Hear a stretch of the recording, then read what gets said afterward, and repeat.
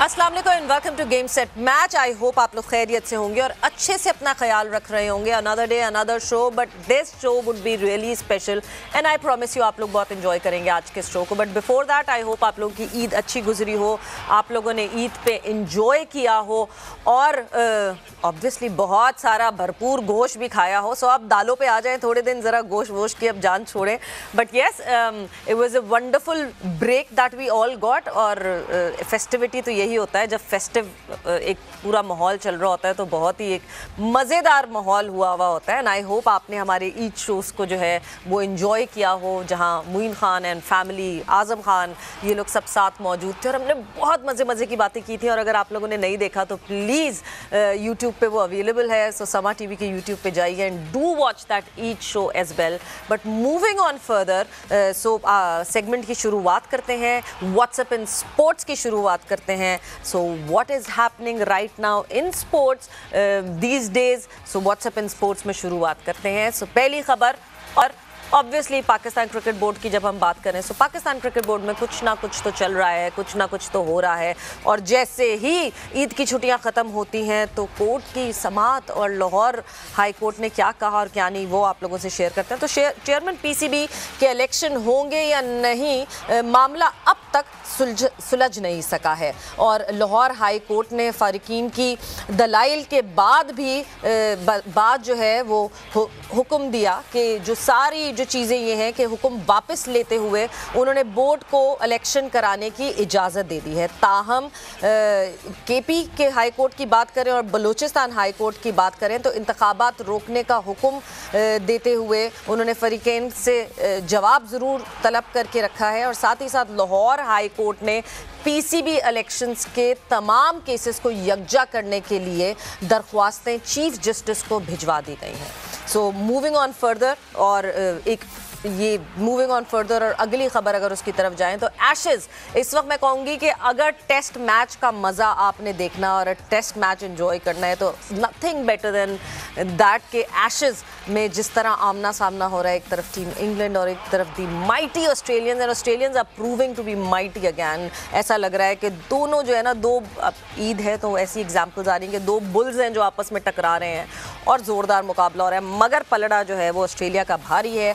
Ashes series में Australia का पलड़ा भारी। कैंगरूज ने दूसरे टेस्ट में भी इंग्लैंड को शिकस्त दे दी है और इंग्लिश कप्तान बेन स्टोक्स की मजम्मत कुछ की ऑस्ट्रेलिया को इंग्लैंड के खिलाफ 2-0 की बर्तरी हासिल है।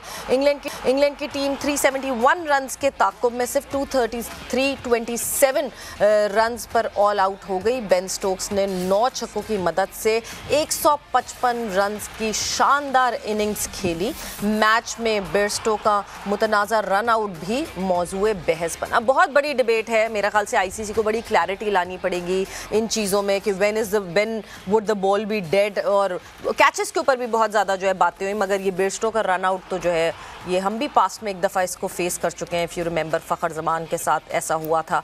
सो येस, लेट्स सी कि इसके ऊपर आईसीसी की जब अगली मीटिंग होगी उस पर कोई क्या रूल्स में क्लैरिटी आएगी कि नहीं आएगी।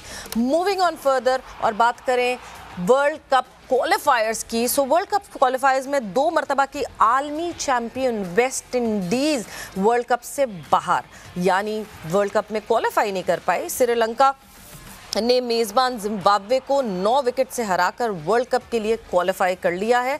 श्रीलंका ने 166 रन्स का हदफ जो है वो 34वें ओवर में 1 विकेट पर उबूर कर लिया।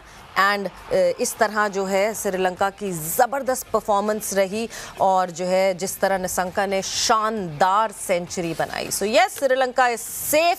अब देखना है जिम्बाब्वे और स्कॉटलैंड में से कौन जो है क्वालिफाई करता है और वो दूसरी टीम बनेगी जो वर्ल्ड कप का हिस्सा बनेगी। मगर देखना यही है कि कौन आगे बढ़ेगा और कैसा मुकाबला होगा। आई होप कि जिम्बाब्वे जो है वो फॉरवर्ड मूव करे, because Zimbabwe is playing a brilliant cricket he they're showing a brilliant cricket display right now and I hope कि और अच्छी परफॉर्मेंस जिम्बाब्वे की तरफ से आए. बट मूविंग ऑन फर्दर, जिस तरह हमने पाकिस्तान क्रिकेट बोर्ड की बात की और पाकिस्तान क्रिकेट बोर्ड के मामलात की बात की है, शो के शुरू में कहा था कि today's show would be really special. और स्पेशल इसलिए है कि हमारे साथ हमारे वो मैं कहूँगी कि ऐसे नाम मौजूद हैं जो दुनिया भर में जाके पाकिस्तान का नाम रोशन करते हैं. And let me tell you कि जितनी मेहनत जो है वो इनके पूरे सफ़र में लगती है. From day one when they decide कि they want to be an athlete and they want to represent Pakistan first at the national then at the international level, इनकी स्ट्रगल वहीं से शुरू हो जाती है, इनकी मुश्किलात वहाँ से शुरू हो जाती हैं. इनको बकअप करने वाले शायद इतने ज़्यादा लोग नहीं होते जितना डीमोरलाइज करने वाले लोग होते हैं, मगर ये उन सब से लड़के अपनी स्ट्रेंथ को, अपनी विल पावर को स्ट्रॉन्ग रखते हुए, अपनी फैमिली के सपोर्ट के साथ, अपनी एसोसिएशन के सपोर्ट के साथ आगे बढ़ते हैं और फिर ये मार्के अंजाम देते हैं. तो इसी तरह के मार्के अंजाम जिन्होंने दिए हैं अभी रिसेंटली पाकिस्तान के फ्लैग के अंडर, वो हमारे साथ आज मौजूद है. इसीलिए मैंने बार बार ये कहा कि this is a very special show. But before I introduce them, because उनसे बात जब मैं शुरू करूंगी तो उसके बाद मैं कोई बीच में कोई हिकअप नहीं आने दूंगी. सो अरशद को ज्वाइन इन करवा लेते हैं और उनसे जानते हैं कि लाहौर हाई कोर्ट की समाअत में आज क्या हुआ. अरशद, अस्सलाम वालेकुम and welcome to game set match. जी वालेकुम अस्सलाम, बहुत शुक्रिया जी. जी अरशद, क्या अपडेट है? जी बिल्कुल, जो है वो आज लाहौर हाई कोर्ट में बेसिकली थोड़ा सा मैं आपको बैकग्राउंड बता दूं. जी. दो मुख्तलिफ जजेस के पास, ऑनरेबल जो लाहौर हाई कोर्ट के जजेस थे उनके पास जो है वो चेयरमैन जो पीसीबी का इलेक्शन होने जा रहा था वो रुकवाने की दरख्वास्तें जेर समाअत की. दो जजेस थे, एक ने जो है वो स्टे दे दिया था, हुक्म इम्तनाई जारी कर दिया था, जबकि दूसरे जज जस्टिस शाहिद करीम ने दरख्वास्त पर हुक्म इम्तनाई जारी नहीं किया था. और उन्होंने कहा था कि चूंकि ये बलूचिस्तान हाई कोर्ट से हुक्म इम्तनाई जारी हो चुका है तो लिहाजा इस दरख्वास्त का फैसला अदालत जो है वो आगे रूटीन में करेगी, हम जो है वो इसके ऊपर फरीकैन को नोटिस जारी कर रहे हैं. जबकि दूसरी जानब जो हाई कोर्ट के जस्टिस अनवार हुसैन थे उनकी जानब से जो है वो हुक्म इम्तनाई जारी किया गया था, जिस पर जो है वो आज सरकारी वकील ने एक मुतफरक दरख्वास्त के जरिए अपनी जवाब जो है वो लाहौर हाई कोर्ट में दाखिल किया. और ऑनरेबल कोर्ट के सामने पेश होकर उस सरकारी वकील ने अदालत को बताया कि जो मामला जो है वो एक नौयत की दरख्वास्त है जस्टिस शाहिद करीम के पास जेर समाअत है. उन्होंने इस नौयत की दरख्वास्तों के ऊपर हुक्म इम्तनाई जारी नहीं किया, लिहाजा अदालत जो है वो ये दरख्वास्तें जस्टिस शाहिद करीम के पास जो है वो भेजने की सिफारिश कर दे और दूसरा जो हुक्म इम्तनाई है वो वापस ले ले.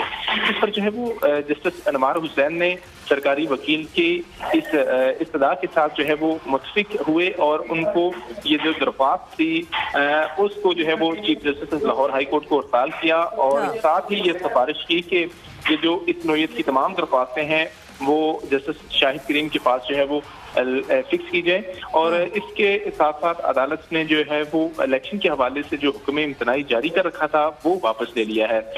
यूं जो है वो अब लाहौर हाई कोर्ट से जो हुक्म इम्तनाई जारी हो चुका था वो वापस ले लिया गया है और अब कोयटा और इसके अलावा दीगर शहरों में जो इस हवाले से अदालती मामलात हैं उस हवाले से जो है वो पेंडिंग है. लेकिन लाहौर हाई कोर्ट की हद तक अब चेयरमैन पीसीबी के इलेक्शन रुकवाने के हवाले से जो हुक्म इम्तनाई था वो खत्म हो चुका है. बस अरशद, एक ये जो एक क्लैरिटी जरूर हमें चाहिए कि जो भी लाहौर हाई कोर्ट की तरफ से तो ये आ गया डिसीजन, बट अभी भी पाकिस्तान क्रिकेट बोर्ड को इलेक्शन के लिए 17 जुलाई की समाअत तक वेट करना पड़ेगा जो बलूचिस्तान में होगी. सवेरा, इसमें बेसिकली मसला ये है कि 17 जुलाई से अगर सरकारी वकील की तरफ से अर्ली हियरिंग यानी कि जल्द समाअत की दरख्वास्त अदालतों में फाइल कर दी जाती है, मुतल्लिका अदालतों में जहां पर जो है वो स्टे मिला हुआ है, तो वो अदालत जो है वो उसको एंटरटेन कर लेती है. अकॉर्डिंग टू लॉ जो है वो अर्ली हियरिंग उसमें फिक्स कर सकती है. ये नहीं है कि 17 जुलाई को, ये कोर्ट के ऊपर, ऑनरेबल कोर्ट के ऊपर ये डिपेंड करता है कि कोर्ट जो है वो उसको 17 जुलाई को सुनेगी या फिर अर्ली हियरिंग जो है वो सरकारी जो हुकूमती वकील होगा उसकी एक्सेप्ट करेगी और अर्ली हियरिंग को मंजूर करते हुए उसके ऊपर जो है वो जल्दी समाअत करेगी. ठीक है अरशद, बहुत बहुत शुक्रिया, thank you, thanks a lot for updating. So yes, सिलसिला अभी भी चल रहा है, कोर्ट्स, हाई कोर्ट सब इन्वॉल्व हुए में हैं. पाकिस्तान क्रिकेट बोर्ड का क्या होगा? Asia cup is right at the corner, world cup is right at the corner. Asia cup का अभी भी स्केड्यूल पेंडिंग है, दो कि वो पाकिस्तान क्रिकेट बोर्ड की वजह से पेंडिंग नहीं है वहाँ, क्योंकि श्रीलंका में मॉनसून सीजन है. सो उसको अच्छी तरह देखकर और फिर जो स्केड्यूल है वो अनाउंस किया जाएगा, उसके हिसाब से फोरकास्ट देख कर जो है जो स्केड्यूल है वो अनाउंस किया जाएगा। इसी वजह से एशिया कप के जो स्केड्यूल है उसमें डिले आ रहा है, बट हम अब कोई डिले नहीं करेंगे। We will move further to our guest, क्योंकि हमारे साथ हमारे ये स्पेशल मेहमान मौजूद हैं। और जो मैं बात कर रही थी द स्ट्रगल्स एंड एवरीथिंग, उस स्ट्रगल के बावजूद आप अगर पाकिस्तान के लिए गोल्ड मेडल जीत कर आ रहे हैं, so nothing better than that. मतलब गोल्ड मेडल का वेटेज जो होता है ना, वो बहुत ही ज़बरदस्त होता है, और वो बहुत ही वो एक ऐसा वेटेज है जो पाकिस्तान के नाम पे गोल्ड मेडल जीत के आए। मतलब हम सब तो यहाँ वाकई उनको सलूट करते हैं। So let me introduce you the first gold medalist जिन्होंने पाकिस्तान को स्पेशल ओलंपिक्स में जाके रिप्रेजेंट किया साइकिलिंग के शोबे में। सफ़ीर आबिद मेरे साथ मौजूद हैं। अस्सलाम वालेकुम Safeer and welcome to the show. साथ ही साथ मेरे साथ मौजूद है Farkhanda Jabeen and she is the national sports director of special olympic Pakistan. So welcome to the show Farkhanda. So सबसे पहले तो सफ़ीर आपसे मैं शुरू करूँगी।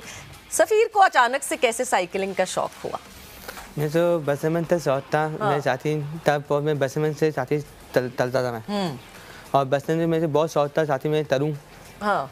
और बस वही शौक जो आज नहीं दिया है। सो बचपन से जो है वो अम्मी अब्बू ने भी सपोर्ट किया, ये जी एक साइकिल, फिर होता है ना नहीं जी अब ये बड़ा हो गया, अब थोड़ी सी अब ये बड़ी साइकिल चलाएगा। सो वो सपोर्ट अम्मी अब्बू की तरफ से भी मुसलसल मिलता रहा।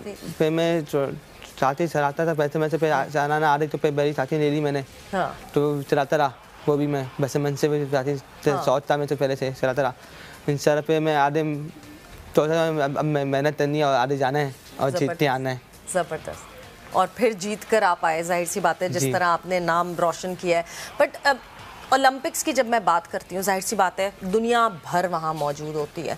सफ़ीर, जब आप और दूसरे एथलीट से, दुनिया भर के एथलीट से मिले हो, क्या डिफरेंस लगता है कि नहीं जी पाकिस्तान के एथलीट्स में कुछ डिफरेंस है? मे बी शायद न्यूट्रिशन सही नहीं होती, शायद कुछ, या आपको लगता है नहीं जी एक से ही हैं, हम एक से ही लगते हैं सारे, इसीलिए मैं बेहतर था उन सबसे तो मैं गोल्ड मेडलिस्ट हूँ? नहीं, मुझे ऐसे नहीं लगता, बस सब साथ ही होते हैं और हाँ। सब एक ही होते हैं। हाँ। बस हम तो बस ये था, हम इंतजाम में जीत पाएंगे नहीं जीत पाएंगे, बस ये था थोड़ा सा हमारा। हाँ, नहीं ये तो डर होता है ऑब्वियसली, वर्ल्ड स्टेज पे जब आप होते हैं और उस वक्त किसी को ये डर ना हो। मतलब मैं अपने आप को सोचूं तो मैं तो बहुत घबराई भी हूँ। फरखंदा, आपसे अगर मैं पूछूं, कब आपने ये जर्नी कब शुरू की, कब आपने सोचा कि नहीं जी क्या एक स्पेशल ओलंपिक्स पाकिस्तान की मैं अगर बात करूं तो पाकिस्तान ओलंपिक एसोसिएशन का ही हिस्सा है? Is it a branch of it? No, it's a separate body, okay. Internationally and locally as well. इस तरह इंटरनेशनल ओलंपिक कमेटी से ये रिकॉग्नाइज है बिल्कुल। और जिस तरह पैरालंपिक्स या नॉर्मल ओलंपिक्स उनके साथ वर्क कर रहे हैं, तो इसी तरह ये भी it's kind of globally recognised by them, but legally and work wise it's a separate entity. Okay, so how did you start off? कैसे आप अचानक से डेविएट हुई? मतलब क्योंकि लोगों को ही पता होना चाहिए कि नहीं जी कोई स्पेशल पढ़ाई की कि उसकी वजह से मैं इधर आ गई, या with experience and with volunteering and then you started off working with them? Yeah, I would say interest in sports and especially sports for development के जो areas हैं, that led me to start my journey at Special Olympics, and since 2019 I've been associated with it. Okay. और तब से I have been honored to be part of all the efforts and all the work that we have been doing with athletes. बिल्कुल। अच्छा, मैं अभी इस वक्त देख रही हूँ सफ़ीर ने जो मेडल्स पहने हुए हैं। सफ़ीर, ये डिफाइन आप करोगे कौन कौन से? ही जो सामने ही गोल्ड मेडल दिख रहा है, मतलब कितने करीब से मैं देखें ओलंपिक्स का गोल्ड मेडल। बट और सफ़ीर, एक और भी मुझे एक मेडल पीछे सिल्वर भी दिख रहा है, मुझे बताएंगे कौन सा उठा के ऐसे दिखा के? ये सिल्वर मेडल मैंने 75 में मैंने जीता था। अच्छा, हाँ। और यार मेरे दो मेडल आप देख रही हैं। हाँ। मैंने ये जीता था 10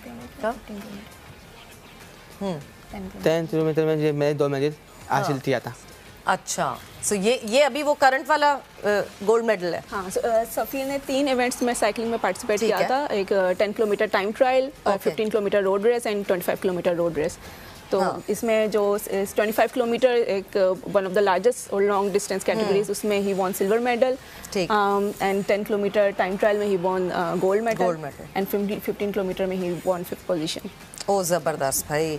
सो जिस वक्त ये सफ़ीर आपको पता चला कि नहीं जी मैं हूँ सबसे पहले जिसने लाइन क्रॉस की है, मैं जीत गया हूँ गोल्ड मेडल, तो मतलब क्या उस वक्त क्या फीलिंग्स थी, उसको बयान करोगे थोड़ा सा?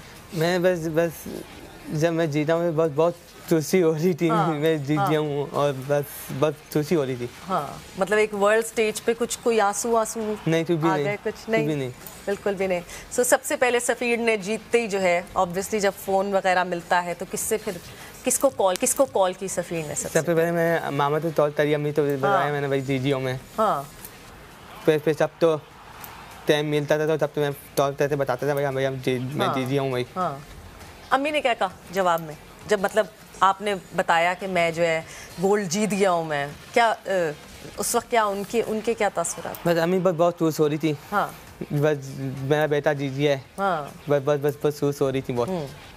सफ़ीर, जब आपने ये शुरू किया, जिस वक्त साइकिलिंग शुरू की और उस वक्त जब एक पाथ पे आप ढूंढ रहे थे, मुझे बिल्कुल अंदाज़ा है हमारे यहाँ टॉलरेंस की बहुत कमी है, तो उस माहौल में आप जब वो गुजरे और बहुत सारे बीच में इश्यूज आए होंगे, बहुत लोगों ने बहुत बातें की होंगी, बहुत दफ़ा आप कई दफ़ा डिसअपॉइंटेड हुए होंगे, कौन ऐसा वो एक शख्स था जो बार बार आपको उठाता था कि नहीं जी सफ़ीर तुम दुनिया में बहुत कुछ कर सकते हो और आज करके दिखा रहे हो? तो कौन था वो शख्स कौन था जो जब सफ़ीर डीमोरलाइज हुआ कि नहीं शायद मुझसे नहीं हो पाएगा, तो उस वक्त किसने आपको उठाया? दीदी उससे टाइम अम्मी थी पहुँचती और अबू थी पहुँचती, ये तरह दा और तते देता था। हाँ, अम्मी अबू थी बस ज़्यादा पहुँचती ये तते देता था। अम्मी अब्बू को मतलब आपसे ज़्यादा अम्मी अब्बू को भरोसा था आप पे? मैं अम्मी अबू को बस ये तते देता था। हाँ, ज़बरदस्त। ये माँ बाप का सपोर्ट तो मतलब मैं कहती हूँ बेलौस मोहब्बत ऐसी तो नहीं कहते माँ बाप की, वालदैन का जो सपोर्ट होता है ना वो बहुत ज़रूरी होता है। बट फरखंदा, जब हम यहाँ के सेटअप की बात करते हैं, यहाँ की बात करते हैं, do we have those particular facilities जो मैं कहूँगी कि इंटरनेशनल स्टैंडर्ड पे कंपेयर करती हैं? अगर हम जनरली सारे स्पोर्ट्स की बात करें तो इट्स ऑब्वियस कि यहाँ वो स्टैंडर्ड नहीं है जो कि इंटरनेशनली ऑफर किया जाता है। कुछ स्पोर्ट्स में we have very good option, depends के उस स्पोर्ट्स का इंफ्रास्ट्रक्चर कितना अच्छा डेवलप हुआ हुआ है। बट स्पेसिफिकली अगर साइकिलिंग की बात करें तो there is hardly any designated track in specially in Karachi. तो ज़्यादातर इवन कराची में भी आपने देखा होगा कि रोड साइकिलिंग का काफ़ी ट्रेंड हुआ हुआ है। हाँ। तो इन एथलीट्स मैंने भी रोड्स पे ही जो है अपनी स्किल्स को पॉलिश किया है। और डेफिनेटली एक ट्रैक का ना होना थोड़ा बहुत इफेक्ट करता है उनकी प्रोफेशनल ट्रेनिंग को। तो इट वुड बी डिफरेंट अगर उनके पास प्रोफेशनल स्पोर्ट्स इंफ्रास्ट्रक्चर डेवलप होता। But I think with our coaches and with all the support and जो भी जितनी efforts इसमें हो सकती थी इसमें माशाल्लाह इन लोगों ने की और I think that now we have the result today। हाँ नहीं exactly, मतलब हम ये बात करते हैं कि फैसिलिटीज़ नहीं है, उसके बावजूद भी we have such great raw talent के फैसिलिटीज़ के बावजूद अगर आप गोल्ड मेडल जीत के ला रहे हैं तो शायद फैसिलिटीज़ मिल जाएं तो ये पीछे जो सिल्वर है वो भी गोल्ड हो और जो जिस पे फिफ्थ प्लेस थी वो भी गोल्ड हो। तो ये तो मैं बिल्कुल अग्री करती हूँ कि हमारी फैसिलिटीज़ में हम कहीं ना कहीं चूक जाते हैं। हमने एक ब्रेक पर जाना है, बट जाते जाते मैं आपसे एक चीज़ ज़रूर कहना चाहूँगी कि आप कोई मैसेज देना चाहेंगे उन लोगों को जो डिसअपॉइंटेड हो जाते हैं ज़िंदगी से कि शायद हम आगे कुछ नहीं कर सकते, शायद हम फ़लानी चीज़ करने के केपेबल नहीं है, ये करने के केपेबल नहीं है, उनको कोई मैसेज देना चाहेंगे? क्या पता आपको देख के कोई एक इंसान जो दिल बर्दाश्त हुआ वो अपने ट्रैक पे वापस आ जाए। मैं यही कहूँगा सारे अन्य एथलीट हैं, मेहनत करें अपने ऊपर और मेहनत करते रहें, इंशाल्लाह आपको पल मिलेगा हम तो। जी बिल्कुल, तो ये सफ़ीर का मैसेज आप लोग सबके लिए कि मेहनत करते रहें और मेहनत का पीछा ना छोड़ें, बिकॉज ऑनेस्टली स्पीकिंग बहुत लोग आएंगे आपके पाँव घसीटने के लिए, आपको डीमोरलाइज करने के लिए, मगर आपने अपनी सीढ़ियाँ चढ़ते रहना है, आपने अपनी मेहनत करते रहना है। बिकॉज जब आप मेहनत करते हैं ना, ऐसा नहीं होता कि उसका सिला ना मिले, और वो सिला आपके सामने है, जिस तरह सफ़ीर जो है वो गोल्ड मेडल के साथ यहाँ पे बैठे हैं। हम अब जाएंगे एक ब्रेक पर, और जब ब्रेक से वापस आएंगे तो एक और ऐसी इंस्पिरेशनल हीरो को आपसे मिलवाएंगे, another gold medallist waiting for all of us and for all of us to discuss his win and his whatever achievement he has got, but after the short break. What a wonderful find. Wonderful. That is little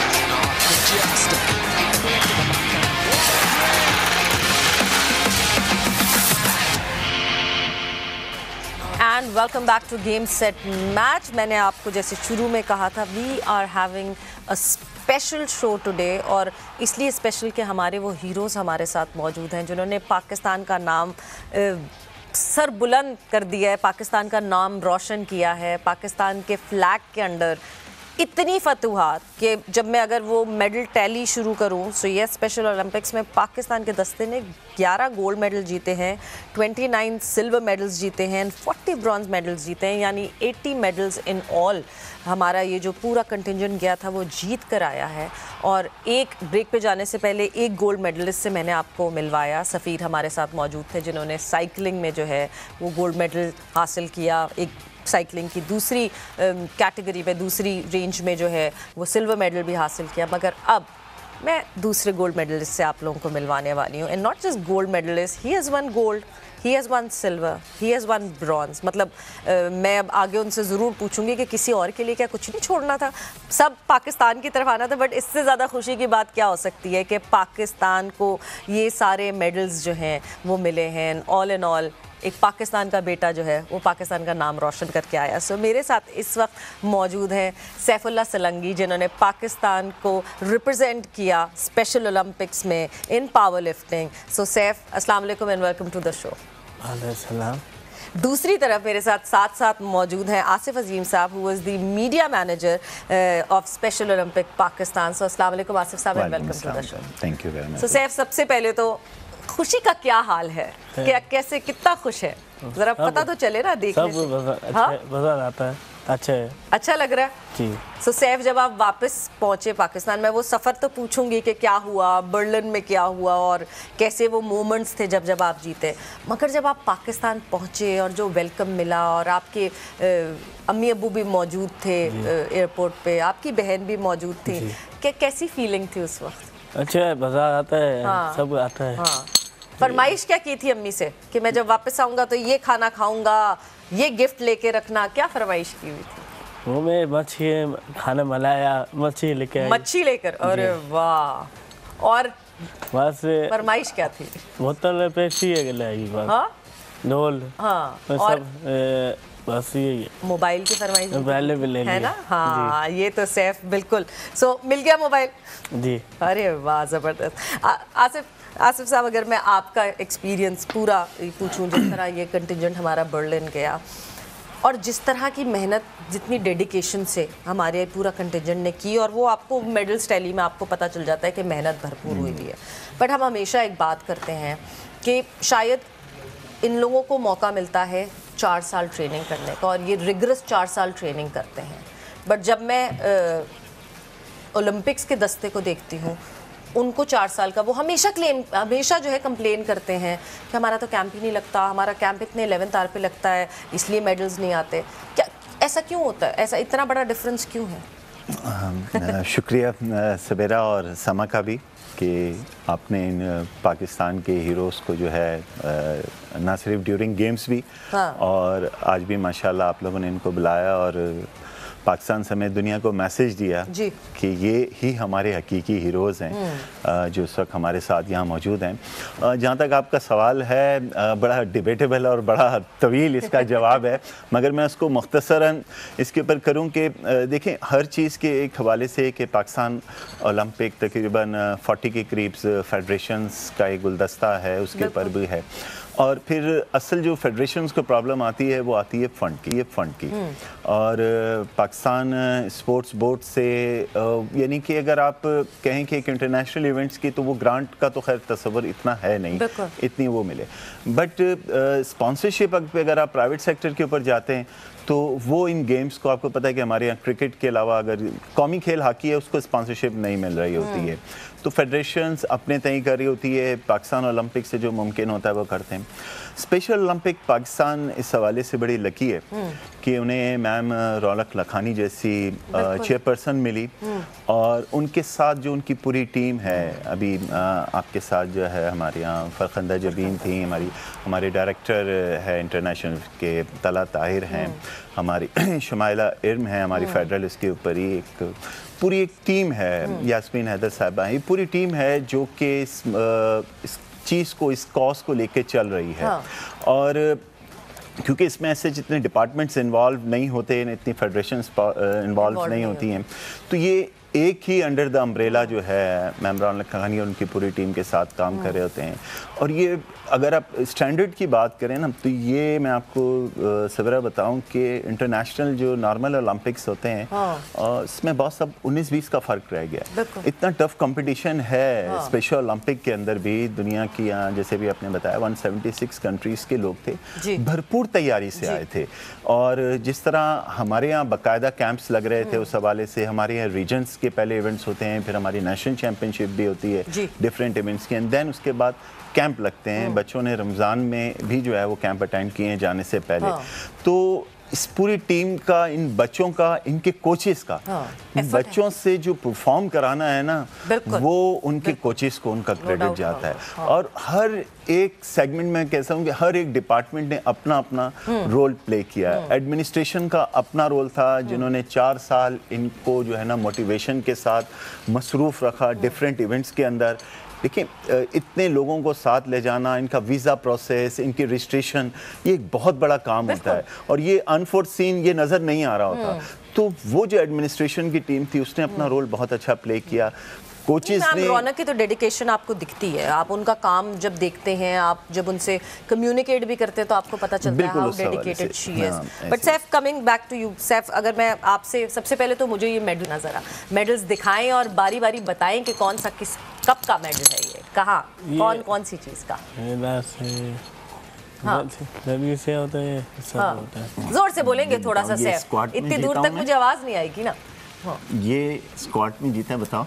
squat में जीता। मैं थोड़ा सा ये इन्होंने gold medal जीता है, ये पहला गोल्ड जो पाकिस्तान के लिए ये इन्होंने स्क्वाट इसके ऊपर जीता था। इन्होंने 90 kg लिफ्ट किया था, उसके ऊपर जो है ये इनको गोल्ड मेडल मिला। ये दूसरा इन्होंने जो पाकिस्तान के लिए गोल्ड मेडल लिया, उन्होंने डेड लिफ्ट पे लिया और इस पे इन्होंने 115 kg लिफ्ट किया था।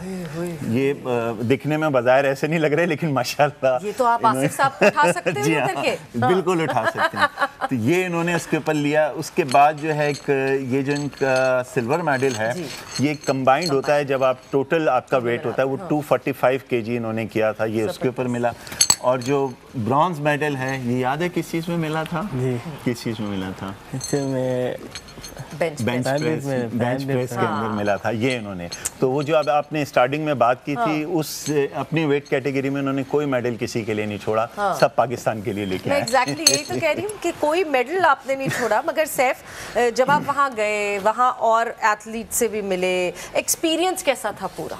कैसा अपने उस एक्सपीरियंस को कैसा थोड़ा सा बताओगे? पता नहीं, सही हो रहा है, मज़ा आता है। मज़ा आया जी। तो मतलब ऐसा तो नहीं था कि नहीं जी, वो एक तो सब जर्मन में बात कर रहे थे वहाँ, तो जाहिर सी बात है सबसे ज़्यादा तो यही होता है कि लैंग्वेज का सबसे बड़ा, और जर्मन समझना बड़ी मुश्किल होती लगता है कि वो जर्मन है या पश्तो है, कई मिक्स कर मिलती है आसपास। सो थोड़ा सा पहले उसका एक इशू हुआ, मसला हुआ। नहीं होते हैं, ये होती है, थोड़ा सा मज़ा आता है। ये बस रात ही नहीं होते, थोड़ा सा है। नहीं तो जब सैफुल्लाह यहाँ से गया था बर्लिन, और अब जब बर्लिन से वापस आया है, क्या तब्दीली आई सैफ में? कोई तब्दीली नहीं आई तो गोल्ड मेडलिस्ट बनकर आया है सैफ वापस। सो जब सैफ जब घर गए हो तो मोहल्ले वाले थे, कोई घर वालों ने कुछ सेलिब्रेशन की, मच्छी तो आपने बताया कि आपने खाई, बट इर्द गिर्द मोहल्ले वाले मिलने आए? जी, वो मिले, सब मिले, मामू भी है। अच्छा, सब आया। अरे अच्छा, सब मिले। सैफ कोई फैमिली का ऐसा इंसान जिसने कहा होगा, सैफ बचपन में कभी कहा होगा सैफ कुछ नहीं कर सकता, ये क्या करेगा, ये कुछ नहीं करेगा, वो आज आया हो मिलने के लिए कि मैं देखो मैं इसका चाचा हूँ या मामू हूँ या फुप्पो हूँ या खाला हूँ, व्हाटएवर, कोई ऐसा घर का, ऐसा कोई ख़ानदान का ऐसा फ़र्द था जिसने पहले जो है कहा सैफ कुछ नहीं कर सकता, मगर अब जब सैफ गोल्ड मेडल जीत कर आया तो वो साथ खड़ा हुआ तस्वीर खिंचवा रहा था ऐसा कोई? बताएंगे कौन था या नहीं बताएंगे? मामू भी आया, बहुत अच्छे पर आ रहा है। अच्छा, वो बहुत अच्छा, मैं ऐसा चल गाँव चल, मैं अभी नहीं, बाद में साल पूरा में जाऊँगा। ऐसे बोला सब पता नहीं है। सब ये बोला कहीं सटला, पता नहीं किधर गए तुम, मैं वो तो घर में पता नहीं है। तो अब मैं सैफ, अम्मी अब्बू तो आपकी बहन जी। आपकी बहन का कितना रोल है आपके यहाँ तक आने में? साल हो गए ऐसे ये आपकी बहन का सपोर्ट था साथ? नहीं होती है, थोड़ा से पता नहीं शायद होती है। हाँ जी, सपोर्ट रहता है उसका साथ साथ। जी हाँ। सो आसिफ साहब, क्या अभी तक गवर्नमेंट की तरफ से, मुझे ये तो पता चला था कि प्राइम मिनिस्टर साहब ने कॉल किया था सैफ को, बट अनाउंसमेंट हुई कोई क्योंकि हमें ये पता है कि गोल्ड मेडल जीतते हैं तो एक प्राइज़ गवर्नमेंट पाकिस्तान की तरफ से मिलता है, सिल्वर मेडल पे मिलता है, ब्रॉन्ज पे भी मिलता है। क्या अभी तक कोई ऐसी बात हुई कि इस तरह की कोई सेरेमनी होनी है अभी? देखिए, जब हमारी वापसी हुई तो नेक्स्ट डे से जो है वो ईद की छुट्टियां शुरू हो गई थी और ये 5 दिन जाहिर है कि ऐवान इक़्तिदार भी बंद ही था। हाँ। तो आज डे 1 है और उम्मीद है इंशाल्लाह कि सिंध गवर्नमेंट भी और फेडरल गवर्नमेंट भी जो है यकीनी तौर पर इस पे इनिशिएटिव लेगी और उन तमाम स्पॉन्सर्स का भी मैं एक ख़ास तौर पर इस वक्त ज़रूर जिक्र करना चाहूँगा कि जिन्होंने गवर्नमेंट के साथ साथ इन बच्चों को बहुत सपोर्ट किया, स्पेशल ओलंपिक पाकिस्तान को बहुत सपोर्ट किया और हमारे बच्चों को आप देख रही होंगी कि ये मेडल जीत के आए हैं, लेकिन मैं समझता हूँ कि इन्होंने मेडल के साथ जो है ना पूरे बर्लिन में आए हुए 176 मुल्कों के दिल भी जीते हैं प्लेयरों के। अच्छा। और जब ओपनिंग सेरेमनी थी और उसमें जब नॉर्मली मार्च पास होता है, इनका परेड होती है उसमें, तो जो पाकिस्तान का कॉन्टिजेंट था और स्पेशली प्लेयर्स और फीमेल्स हमारे और जो उन्होंने पाकिस्तान के कल्चरल गरारे शरारे ये ज़ेब तन किए हुए थे। हाँ। तो अब यकीन करें कि ना सिर्फ नेशनल जर्मनी का बल्कि जितनी भी कंट्रीज़ आए थे उनके इंटरनेशनल मीडिया ने पाकिस्तान को बहुत उसके ऊपर कवरेज दी और डिफरेंट प्लेयर्स जो थे उनके ऑफिशियल्स थे वो आते थे हमारे प्लेयरों के साथ तस्वीरें बनाते थे कि आपने कितनी खूबसूरत जो है वो ड्रेसिंग की। बिल्कुल एक अलग सा माहौल था। और एक चीज़ मैं आपको और ऐड करूँ मैम रौनक लखानी का आइडिया था। मैं कहती हूँ ना मैम को देखकर अंदाजा होता है आपको हाउ इन्वेस्टेड शी इज। बिल्कुल उस हवाले से तो ये उनका इनिशिएटिव था और मेरी वहाँ स्पेशल ओलंपिक इंटरनेशनल के चेयरमैन हैं टिम शेगर, उनसे मुलाकात रही और बड़े सरप्राइज से पाकिस्तानी परफॉर्मेंस के हवाले से बहुत उन्होंने खुशी का इजहार किया। तो जब मैंने मेडल्स के हवाले से बात की तो ही सेड के असल में हमारा जो मकसद होता है, जो मोटिव होता है, वो सिर्फ मेडल्स की दौड़ नहीं है इन बच्चों के लिए, बल्कि इन बच्चों को पूरी दुनिया में रोशनास कराना है कि बच्चे कुछ कर सकते हैं। प्लस उसके साथ इनको एंटरटेन करना है। तो वहाँ पे उस ओलंपिक में नॉर्मल ओलंपिक की तरह मेडल्स की दौड़ नहीं होती, बल्कि ये तमाम कंट्रीज़ अपने इन बच्चों के साथ आती हैं कि हमारे मुल्क में इन बच्चों के लिए में भी इतना पोटेंशियल है कि ये किसी भी लेवल नेशनल और इंटरनेशनल लेवल के ऊपर जाकर अपना फ्लैग रेस्ट कर सकते हैं। तो ये बड़ा एक अच्छा मैसेज था और हमारे इन प्लेयर्स ने ख़ास तौर पर मैं समझता हूँ कि पाकिस्तान जहाँ भी उसका वो गया, चाहे ये बच्चे शटल सर्विस में ट्रैवल कर रहे हों, ट्रेन में कर रहे हों, प्लेन में थे या वहाँ जाते थे, इनकी पाकिस्तानियत पूरी दुनिया ने देखी है और ये बहुत खूबसूरत मैसेज था। और पूरा जब हम स्टेडियम जाते थे ओपनिंग में क्लोजिंग में जीवे जीवे पाकिस्तान से स्टेडियम गूंज रहा होता था। तो जब गोरे के मुंह से जीवे जीवे पाकिस्तान सुनते थे तो बहुत खुशी होती थी। अलग होती है तो मैं फॉरनर कह रहा हूं, समझता हूँ कि अब ये सफ़र मेरी मैम रौनक से भी वापसी पे जब बात हुई तो अभी इस सफ़र को हमने और आगे लेके चलना है। अभी विंटर ओलंपिक्स उस पे आ रहे हैं, हम कोशिश इंशाल्लाह करेंगे स्पेशल ओलंपिक पाकिस्तान कि नेक्स्ट इंशाल्लाह जो इवेंट होगा उसमें इस मेडल्स की तादाद को मज़ीद ज़्यादा बढ़ाया जाए, जिसके लिए पूरा स्पेशल ओलंपिक पाकिस्तान के पास एक प्लान है कि वो पूरा साल इन बच्चों को किस तरीके से एक्टिव रखेंगे, उनको खेल के अंदर मसरूफ़ रखेंगे। तो इंशाल्लाह अल्लाह ने ज़िंदगी दी तो आने वाले अरसे में जो है आपको मेडल्स की तादाद जो है ना इन सब की ज़्यादा होगी। बिल्कुल। अब मतलब अब तो फिर मुझे ये लगता है कि किसी को गोल्ड किसी भी कैटेगरी में नहीं मिलने वाला अगर मेडल्स की तादाद और ज़्यादा हो जाएगी। मगर सैफ ज़बरदस्त, हम सब आपको सलूट करते हैं और सफ़ीर जिस तरह और बाकी जितने आप लोगों के कंटिजेंट में लोग थे उन सबको जो है हम सब जो है ना सलूट करते हैं कि इतनी मेहनत और इतनी डेडिकेशन के साथ पैचेस में इतनी डीमोटिवेशन के साथ आप मोटिवेटेड रहे और आप लगे रहे, मेहनत करते रहे। सो ज़बरदस्त, शाबाश, बहुत ज़बरदस्त आपकी परफॉर्मेंस रही। और इसी तरह हमारे जो शो का वक्त है वो यहाँ पे ख़त्म हो गया। Thank you, thanks a lot for being here. And आप लोगों ने आज देखा कि सपोर्ट, थोड़ी सी सपोर्ट अगर आपको मिले ना तो आप क्या से क्या नहीं कर गुजरते, कोई फ़र्क नहीं पड़ता। हम ये भेदभाव करते हैं, कौन क्या है, कौन कैसा है, कौन किधर है, कौन क्या कर रहा है, कौन क्या बोल रहा है, कौन क्या चल रहा है, मगर सपोर्ट जिस भी इंसान को मिलेगी वो इंसान आपको कुछ ना कुछ करके दिखाएगा। और उसका सबसे बड़ा सबूत ये है कि स्पेशल ओलंपिक्स में पाकिस्तान ने 11 gold medal, 29 silver medal and 40 bronze medal जीते हैं, यानी 80 मेडल्स जो हैं वो पाकिस्तान स्पेशल ओलंपिक्स का कंटिजेंट जीत के लाया है। बस इसी नोट के साथ मैं यहाँ पे शो को एंड करूँगी। आई होप आपने आज का शो एंजॉय किया होगा। अपना बहुत ख्याल रखिएगा। टेक केयर, बाय बाय, अल्लाह हाफिज़। What a wonderful